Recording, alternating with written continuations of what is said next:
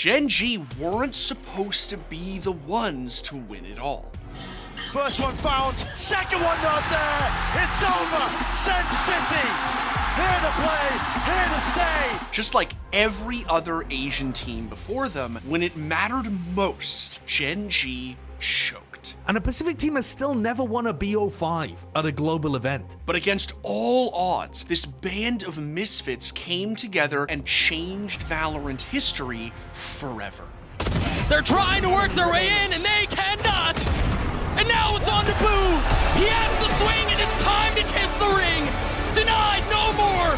Deferred, no longer! Okay, so before we get into today's video, just a friendly reminder to please like the video if you enjoy it, sub to the channel if you haven't already, and maybe even ring that notification bell. And check out our merch over at shop.thescore.com. Okay, so in the early days of Valorant, it really felt like Korea was going to be huge. Vision Strikers' unprecedented 102 match win streak made them feared around the world. But when it came time to qualify for Valorant's first international LAN, an even more fearsome team emerged. This is so hard for King, but King's gonna come check again. And it that does is not it. work! New Turn put an end to Vision Strikers' historic win streak and went on to qualify for Masters Reykjavik as Korea's sole representative. One of New Turn's secret weapons was the godfather of Korean TAC FPS, Solo. Solo is a legend in Korean Counter-Strike. He's been competing since 2005 in CS 1.6, winning a handful of titles throughout 1.6 and Go, alongside some of the Vision Strikers' core on MVP PK. Solo's experience on LAN was unmatched compared to any other player in Iceland. But once the tournament got underway, it was New Turn's young star, Lakia, who stole the show. In a 1v2, oh my god! Lakia brings it back from the depths! Tags him up a bit, but they somehow clear him out of logs anyway. Lakia mows down. It very well may be happening. Excelsis drops one, but what else can he do? No, ladies and gentlemen, bow down to your Korean overlords as they take down North America and they advance. New Turn eventually fell to Sentinels and Fnatic, but their third place finish was still an impressive feat and gave Valorant fans hope for the future. Masters Reykjavik proved that, unlike in Counter-Strike, Korea could be a real threat in Valorant, and it seemed inevitable that Lakia would become the face of this blossoming region. In July 2021, Lakia joined Vision Strikers, the very team he helped dethrone on his way to Iceland, forming a regional super team. VS immediately went back to their winning ways, dominating every other team in their region. But as Stage 3 progressed, Lakia went from a regular on VS's starting roster to basically just a Sky specialist for when his team played Bind. So when Vision Strikers attended their first Masters event in Berlin, Lakia didn't even see the stage until their quarterfinal matchup against Gambit. Able to get the shots onto Sax anyway. Defo's there as well. It's just one left. Lakia, the late addition. It's going to take a bit more than that, though, to bring this thing back in. The flash is going to pull Buzz right back down. 7 seconds left. Oh my god, Defo just wiping the floor. Yeah, they're only going to be considerate of who's going to get the front of this. It doesn't hit the back of the site, and will they be able to work off it? Right, it was space that they already had. Shadoff's good for one. The Rolling Thunder not providing a ton of value as Nats is there as well. They're entirely unfazed by that ultimate. The Classic is there. Oh my gosh!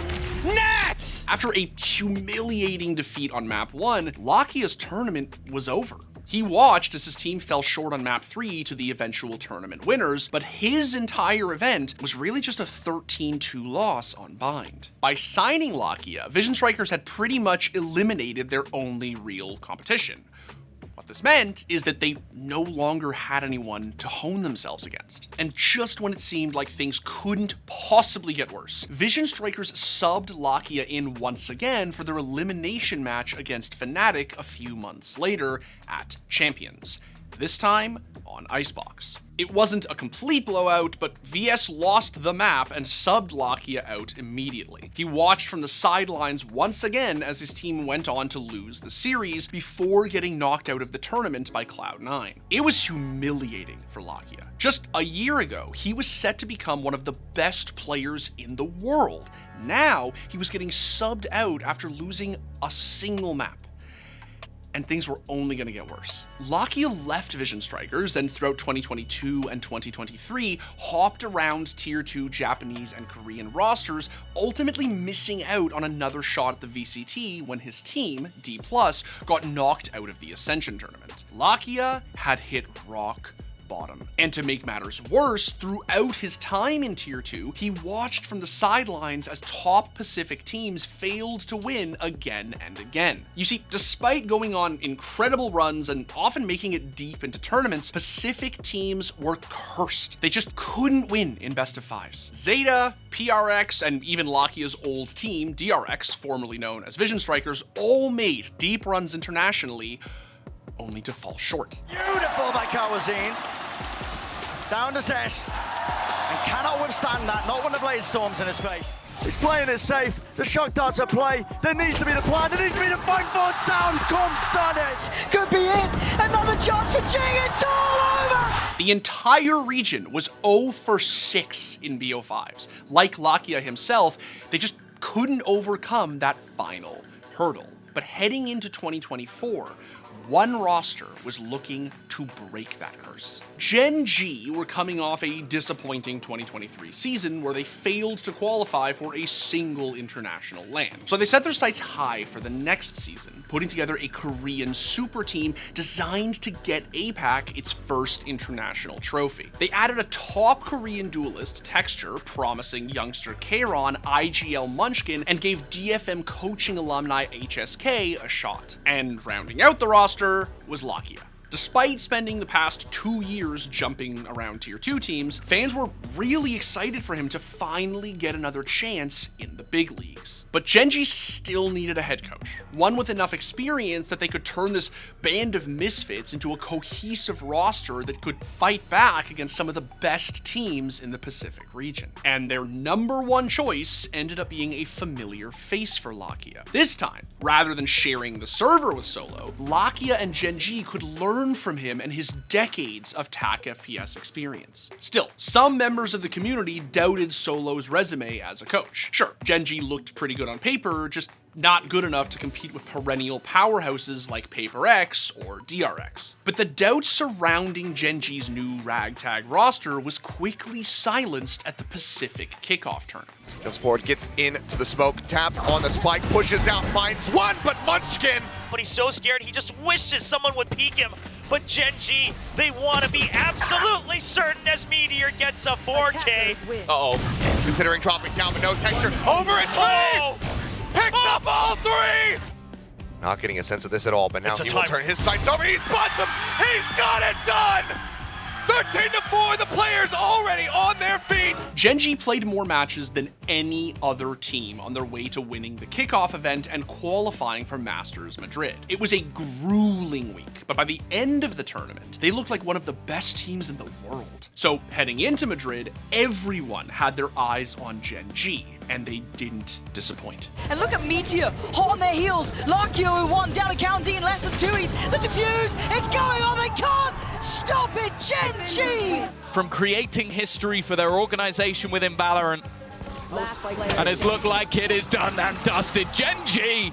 There's no chance. There's no chance whatsoever. He had to stick it underneath his nose, and short of a big misplay, it was never swinging the other way. Gen.G took down PaperX in playoffs with relative ease to set up an upper final clash of the Titans against Sentinels. Gen.G dismantled Sentinels on one of their best maps, Split. And despite the North American hopefuls evening up the series, the Koreans humiliated them once more on Breeze. Is received, Thunder's Fury is popped, push up by Sassy, and the headshot angle, one by Texture, with 2 kills and a third! He retook it all by his lonesome! The time is running out, and now it's gone! History for Korean Valorant! With the map veto advantage in their rematch against Sentinels in the grand finals, Gen.G started off in the driver's seat. They once again dominated the North Americans on Breeze, and although Sen managed to even the series on Bind, Gen.G took ascent in convincing fashion. They were one map away from breaking the curse and bringing the Pacific region their first ever international title, but the curse struck back. Repeat, no, not through main! Adjustment necessary, and second comes up with the goods and more! a lot to overcome, a lot to do, and it's just impossible. First one found, second one not there. It's over, Send City. Best of fives aren't a sprint, they're a marathon. And unfortunately, Gen.G just ran out of gas. I feel like Gen.G actually used up all their energy early on and kind of fell flat at the end. No matter how many times a Pacific team found themselves in a BO5, they just couldn't win. After Gen.G's loss in Madrid, the entire region was 0 for 8 in BO5s. They just could not overcome the curse. Some people wondered whether Gen.G were good enough, or whether it would even be the Koreans who broke the curse. In the regular season, Gen.G looked shaky. They lost half their matches and in playoffs fell in the finals against a resurging Paper X. Heading into Shanghai, Gen.G were no longer the regional favorites. The team looked slightly disjointed and barely got over the finish line against FPX to qualify for playoffs. Gen.G started gaining confidence as the tournament went on, and they took down top teams like Fnatic and 100 Thieves to secure a top 4 spot and the chance to play in front of a sold-out crowd at the Mercedes-Benz Arena. It was the biggest crowd Valorant esports had ever seen. There was only one problem. Gen.G didn't exactly have a ton of fans in China. They've received zero support in China in League of Legends, and that trend continued in Valorant. But throughout the tournament, Texture made an effort to rebuild their relationship with the Chinese community while streaming ranked. We love China, but why you guys hate us? Despite the lack of support coming from the home crowd, Gen.G weren't ready for their run in Shanghai to end. Start and Meteor. Unbelievable how snappy he is. So good with this Phantom. So aware. Odin in hand. The push gets ready to come through. Meteor tucked over at Lumber, but it's going to be Lakia collecting them all. Between the good teams. Are they Double going to push reach? forward. Not again. No way he does it again. Turn at the ready, cleared out. And he nailed that! Taking some pot shots. Trent trying to challenge the fight. Trying to go for the wide swing with Karen finds it. 13-10. Gen.G were back in the grand finals with one best of 5 standing between them and the Pacific region's first ever international title. But so many APAC teams had been in this exact position before. Hell, Gen.G were there themselves only a few months ago. So history wasn't exactly on their side. Gen.G took an early lead in the series, but after falling on Ascent, it felt like the curse was about to strike again. Gen.G's backs were against the wall. They were one map away from letting yet another best of 5 slip away from them, to adding another close call to the Pacific region's long list of almosts. But this time was different. Gen.G refused to let the curse define them. Nate Tether can be even greater. Oh, it's perfect! It hurts so much! Even if he gets his kill, surely... Oh! Oh my gosh! They're trying to work their way in, and they cannot! And now it's on to Boo! He has the swing, and it's time to kiss the ring! Denied, no more!